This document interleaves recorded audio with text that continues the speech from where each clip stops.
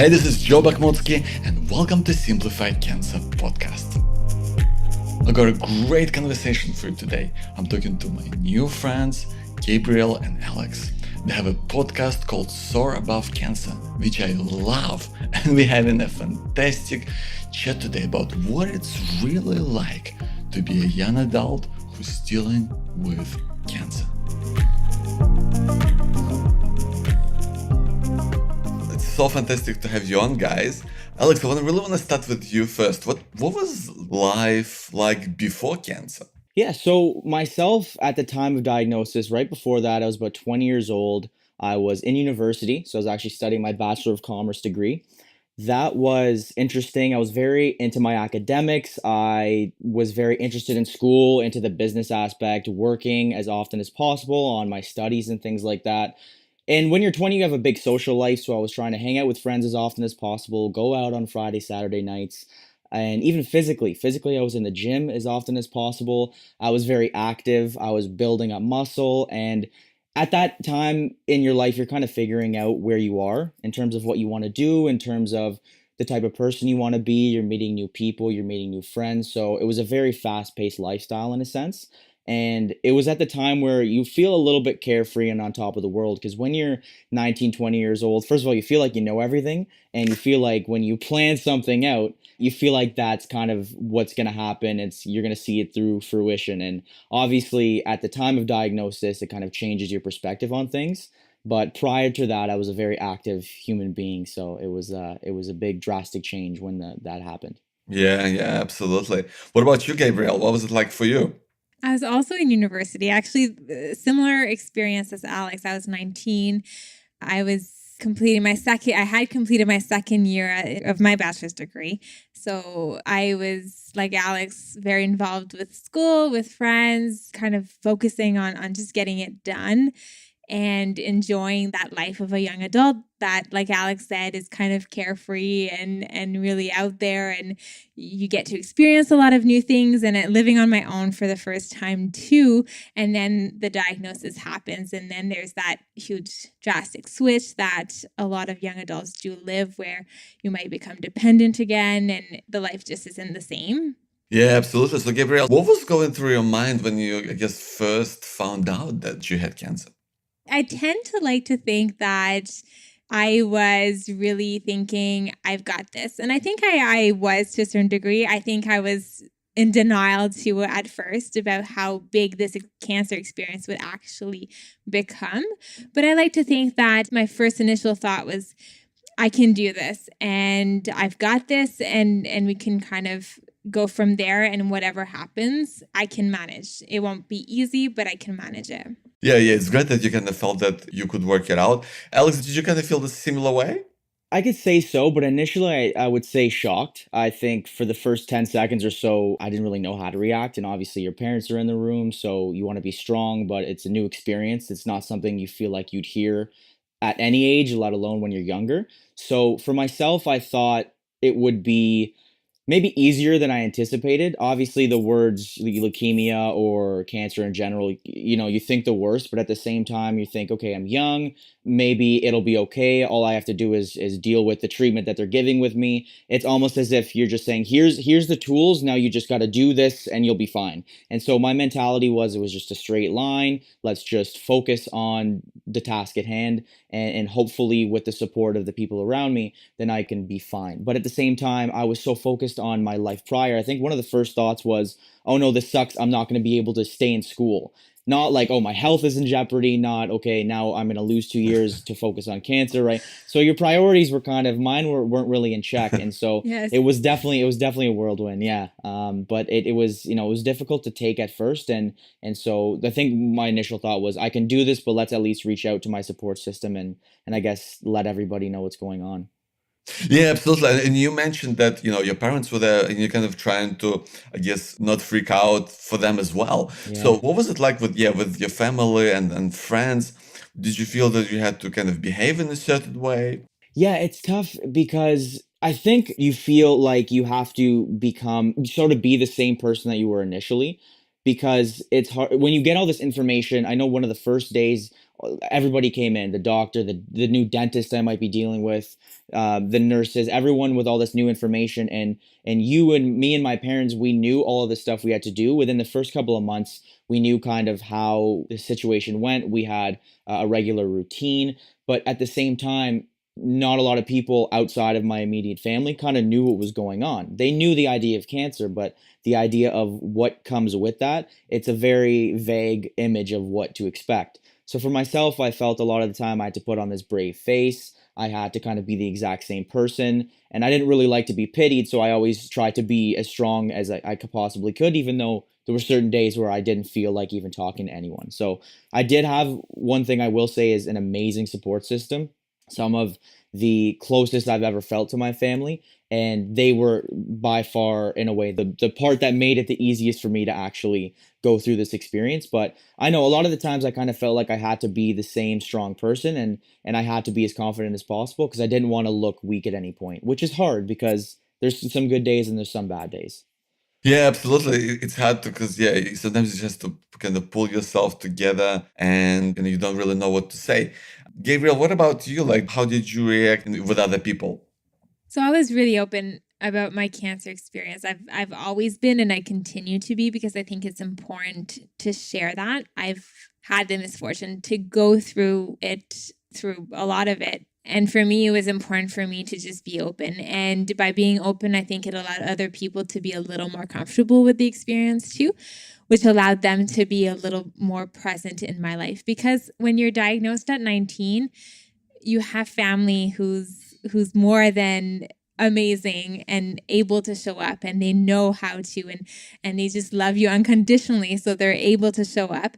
But when it comes to your social life, you're 19 and no one really knows how to react. So by being open and really capable of speaking on the subject and being comfortable. So I used to be able to take off my scarf, and I didn't have hair, and I just felt really comfortable talking about it and being with that experience, that I think helped me cope within my social group and let them in to that experience that was new for all of us. Yeah, yeah, absolutely. And when you were going through treatment, did you know anyone else who had cancer or especially like young adults? So we have a wonderful community here in Canada, and Alex, you'll be able to speak to that too, I'm sure. We have an organization called Young Adult Cancer Canada, and they are absolutely amazing. They have local chapters in the major cities, as well as they do retreats and a conference, and there's online forums where we get to kind of chat. So I wasn't very active with them from the start, but as I went along, I did meet some people through that website. And that's actually how Alex and I met. And that was a huge support. And I think it's important to be able to talk to other young adults who are going through that experience, because it's such a unique perspective on the entire experience of cancer. So I'm sure, Alex, you have more to add about YAC, but for me, that was really key when getting in touch with other people who just understood what I was going through. Yeah, absolutely. Yeah, what a great acronym. Alex, what was it like for you, man? Yeah. I mean, I didn't know anyone, I think, going through the actual experience, especially when I first started. I think I knew one person who I used to go to school with who had lymphoma at one point and went through the experience. And I had reached out to him when he was going through it, I think a couple of years prior to me. But it was just, I hope everything's okay. I hope everything's going fine with you. If you need anything, let me know. It was brief. And then when I had it, it was kind of, I was in this by myself in terms of the actual cancer community. And then similar to what Gabrielle was mentioning, I found YAC, Young Adult Cancer Canada, and the founder actually reached out to me about a month into my treatment, and I just wasn't listening. I wasn't having it. I didn't really want to deal with any other people with cancer. I felt like, okay, I don't really want to have to talk about this like a social support group. I think I'm just going to focus on my friends. Maybe I'll just push through this, and then in 2 years I'll be fine. And it worked, but at the end, I said, okay, I met someone through the hospital that I went to in Toronto, Princess Margaret Hospital, so it's the cancer center there. And I think I met someone who was going on their last day, and we talked a little. I found them on the YAC website, And we started chatting, and she said, you know what, you should just come out to this program and just kind of meet some of these people. And that was kind of my introduction into yak. And from then on, I've met like 100, 150, 200 people around who are similar in age. It's about 18 to 39 years old that are going through it, and you can talk to them about anything. They have the Survivor Conference every year where about 100 people come in, and it's like a 2 or 3 week activities, conferences, all that fun stuff. So afterwards, I felt that community and I was able to talk to people about everything. But initially, I didn't really know a whole lot of people. So it was difficult. But once you kind of find that calling, it was fantastic. So I always recommend getting in touch with people going through the same thing because it's really a good shoulder to lie on. Yeah, absolutely. I mean, I kind of really regret not having that support system, as in these people who going through this experience. I mean, in a way, it's Mm, just, I was meeting, this one guy at the hospital, which was really a fantastic experience because it's just, I guess, no matter what support you have from family and friends, there are still times when you feel lost, when you feel confused, when you feel alone. So, did you ever feel like that? And if so, like, what did you do then? yeah. Well, I know for me, if you there's always times you feel alone because if you have your family and friends, like you said, there's a support system, but they're not. It's not firsthand. It's something that you have to experience. When you're feeling sick and nauseous or mentally drained, it's something that you're dealing with, not everyone else firsthand. You kind of have to search inside yourself and deal with it. And so for myself, I just tried to keep busy. I would find a book to read, or I would find somewhere to kind of escape reality, put on a movie, go for a walk, clear my head. And I kind of like being by myself, even now when I like my alone time. And I think a lot of that stems from the cancer experience itself. But when there's times I just kind of felt alone, either I would deal with it in the sense of I would find a way to escape reality through fiction or through reading a book, an activity, trying to work out in some capacity. And then in times where it was just too dark and it was just too difficult to deal with myself, I'd probably try and reach out to someone in my family and just kind of chat with them, or meet with a friend I hadn't seen in a while and say, "Do you want to just grab a coffee? Just kind of go out, chat about life, and kind of see where that conversation goes." So there's a lot of different ways to deal with it, but there definitely was times you feel alone, even when you have so many people around you, because unless you kind of have someone who knows exactly what you're going through, sometimes there's certain aspects of life that you just can't really talk about. Yeah, absolutely. Gabrielle, how did you try to find that balance of being kind of by yourself and with other people? Yeah, I think I'm very introverted, so I think a lot by myself. I reflect a lot. So that's a time that I really do need to kind of process the experience, and I've done it through kind of the entire experience. And I continue to do so now, considering that it's not necessarily over after treatments are, and you kind of there's stuff to deal with afterwards too. So I continue to be really reflective and enjoying that time by myself where I do get to reflect on everything that's happened and figure things out for myself. At the same time, I really enjoy having that support from others. So my family's great. And of course, they offer me most of the support that I get, but as well as socially, I have friends who have stuck with me through the entire process, who understand my story and who are still around, which is really nice. And of course, Young Adult Cancer Canada has offered me an opportunity to be social and receive that support from others. So balancing it becomes easy when you have such a great support system who allows you the time that you need to be alone and to reflect and to process, but also welcomes you with such open arms when you need to chat and to get your mind off things. Yeah, that's a great balance. So, in terms of like reflecting, do you have your own process? What do you do?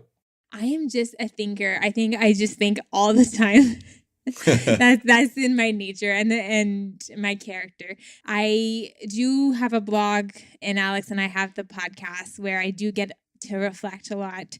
So I had stopped blogging for a while just because things were getting hectic in my life, but I started again. And I think that that's one of the best ways for me to reflect on things. I get to put my thoughts on paper, kind of put them in an organized fashion, because in your head, they're never really that organized. And we get to share it either on the blog or with Alex and our guests. So that's always a lot of fun. Yeah, that's great. So, Alex, what about you, man? Do you do things apart from the podcast, like in some structured way? So I had started actually about 8 months ago, kind of writing on a Microsoft Word document, and I wanted to start a book, kind of like an autobiographical piece about what I went through just for the 2.5, 3 years of right before cancer and cancer itself and going through it, and then a little bit of right now. So I got about 40 or 50 pages in, and then I kind of took a hiatus based on, like Gabrielle said, you get busy, you have other stuff going on, and then once you take a break, sometimes it's hard to get back into it. So it's been something I've been meaning to get back to because it is good to reflect, and I want to be able to write out and discuss so many of the points that I went through, whether it's good, whether it was bad, trying to piece together a lot of ideas and advice to the next set of cancer thrivers that kind of are going through the things that they have to go through. So it's not something I was working on recently, but it was something I was working on last summer. And it's something that I really do want to get back to because it helps me kind of get some peace of mind and some closure on the experience itself. And it obviously, when something maybe comes out and it can actually put something together, if I can actually publish a book one day, then would benefit the kind of people going through cancer in a young adult sense, and even maybe when you're a little kid or if you're really older, because a lot of the advice and a lot of the lessons are universal. Yeah, it's interesting how your perspective changes, I guess, from, let's say, the moment you find out you've got cancer to the moment when you're like in treatment. And then now, like, because, you're still going through checkups. When you were thinking about the book and thinking about it now, how does your perspective change around that? Yeah, I mean, it's a lot because when you originally start, I think a lot of people going through cancer really just want it to end. They don't want to have to deal with any of this ever again. And I'm speaking for myself, but I know I just didn't want to have to do with anything. I didn't want to bother talking to anyone about it. It was just, okay, we have what, the 2.5 years, 2 years, 2 months, and let's just do it, and we're done with it. So I didn't even want to have to write about it or talk about it. And then when you get either halfway through or near the end, you start realizing, okay, obviously this isn't fantastic, but I'm learning a lot about myself. I'm learning a lot about what I want to do in the future. And as much as I don't want it to be a part of my life, it is actually a part of my life. And it's something that I should be a little bit more aware of and maybe use it to benefit the greater good. So even something like Gabrielle and I and yourself making these podcasts and the vlogs and stuff like that, we do it for ourselves, but we do it for others. And so even writing a book, it's like, okay, I get to write out my thoughts, but then I also get to help out people, hopefully, who get to see this perspective. And even if I can help one or two individuals, then I've kind of done my part to give back. And it kind of makes you somewhat of a advocate for cancer, even if you don't want to have to deal with the treatment all over again or something like that. So your perspective changed because it becomes a part of your life. And a lot of people really just want to give back and they want to help as much as possible. Yeah, exactly, because I guess life is never the same after cancer, right? Absolutely. No, it's completely different. There's so much change, there's so much thought process that goes into, okay, what do I want to do in the future now? Everything changed, and you don't see life as differently. There's a lot of cliches that go into it, things like, oh, you know what, when something like this happens, life is so precious. And everyone's like, oh yeah, it's a cliche, but it's true. You know what I mean? And I'm sure everyone can agree to that. Yeah, exactly, Gabrielle. And what about you? How does life look like for you now? So life has changed dramatically since the diagnosis day. And that's okay. I think it changed for the better. And looking back, I think I've grown a lot from this experience. So all the changes have been good and have been things that I've actually chosen to do. So for example, I was heading to law school or planning to head to law school in the future before I was diagnosed. And through the experience, I decided that that wasn't for me, and the lifestyle that wasn't what I wanted to do. So I'm now in social work and able to work with the cancer population. So those are all choices that I've made that have made life so drastically different from when I was diagnosed, but for the better. And that's great.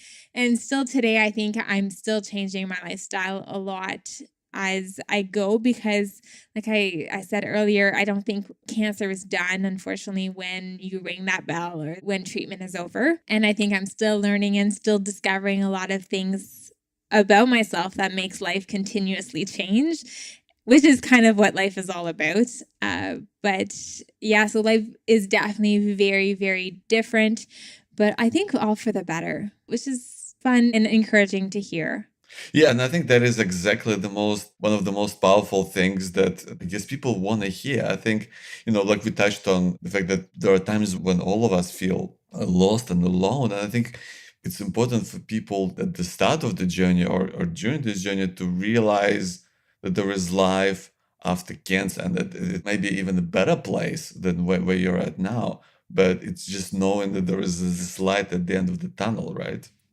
Absolutely. I was actually reflecting this week because my cancer experience has not been easy, like any cancer experience is. And there's been a lot of up and downs, especially when it comes to the psychological mental health kind of aspects. And I think that's one of the most difficult aspect of my cancer experience. But then I came to waking up this week feeling really encouraged and for the first time kind of feeling like myself again. And I was really surprised, and it was a wonderful feeling because I never thought that I would really get back to that person and back to feeling this great about life. And I did, and it was lovely being able to wake up this morning. And I've been trying to think, how can I capture that to kind of give that hope to someone who's newly diagnosed, because you're going to have hard times ahead. But look, this moment is coming eventually. So you saying that kind of brought me back to those mornings where finally there is a light at the end of the tunnel, which is really great. Yeah, absolutely. That's fantastic. What about you, Alex? What's that moment like for you? Like, just, I guess if you had a friend who just got diagnosed with cancer, what would you tell him or her about what's coming that way and that there is hope? Yeah. Well, I think the first thing you have to say is, look, as long as it seems like this is going to be and as dark as it seems, like the worst thing that you can picture, it's going to get better. And regardless of that scenario, is that there's always a silver lining when it comes to something like this. There's obviously going to be your dark days, there's going to be your bright days, but regardless of the scenario, is that it will get better in some aspect. You will get used to what's going on, and you will have the support system whether you want it or whether you don't. And whether that comes in your family, whether that comes in the friends that you have around you, whether that is for us Yak specifically, or whether it's some type of support system that is a family of cancer thrivers around cancer survivors that understand exactly what you're going through, is there's always a light at the end of the tunnel. And essentially, as someone that I would know, if it was one of my best friends, I say, listen, you already have me personally for whatever you need. I know exactly what I've gone through, and I know every cancer survivor's experience is a little bit different, and everybody goes through something different, but there's a lot of similarities. And so a lot of the mental health aspects, the physical aspects are very similar. And whenever you need help, I'll be there for you. But at the end of the day, when you are saying, okay, this is how long I have to do the treatment, if it comes back, then I have to go through it again. You know, at the end of the day, you have your support system and it will get better. That's kind of the thing that I would want to tell that individual. Fantastic. Thank you so much, guys. And tell me about the podcast. How did it get started and how can someone find you? Yeah, so Gabrielle, I'll let you answer that one. So the podcast was started by me. So I did do almost a year of podcasting by myself, and you can find all those episodes. We didn't delete them or anything. And then I got joined by Alex. So we've been co-hosting for about a year now, which is awesome. We've grown this podcast, I think, in great ways. So the name of the podcast is Soar Above Cancer. That came about just because I was kind of tired of just kind of surviving through the experience, and I had done a lot of work around how can I really create a life for myself and start really living and not just surviving.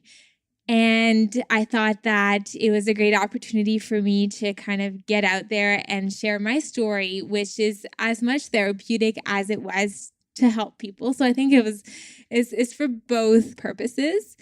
And I just fell in love with the process and blogging and all of that. So I really wanted to bring to people who are living through this experience just tips and tricks and just our stories and the stories of others who come on the podcast that can really make a difference in their day. And we try to make it weekly so that people who are going through treatment can listen to it during their treatment days and not too long, because we understand that half of us, or probably more than half of us, have chemo brain, so we can't concentrate on anything for a long time. So we've really tried to make it for people living with cancer so that they can benefit from something for them. Yeah, that's fantastic. Thank you so much for what you do, guys, because I think That's fantastic. That's what gives people hope and understanding, I guess, inspiration to go on. And thanks so much for your time. Well, thanks for having us on. Yeah, thank you. Hey, this is Joe Bakhmoutski, and thanks so much for listening. Listen, I just want to take a moment to really thank you for your time, because I know that it's precious, but also I want to congratulate you.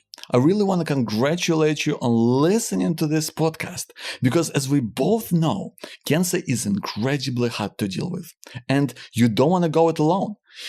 You want all the support and all the advice that you can get to stay on top of it, to stay on top of your worries during cancer.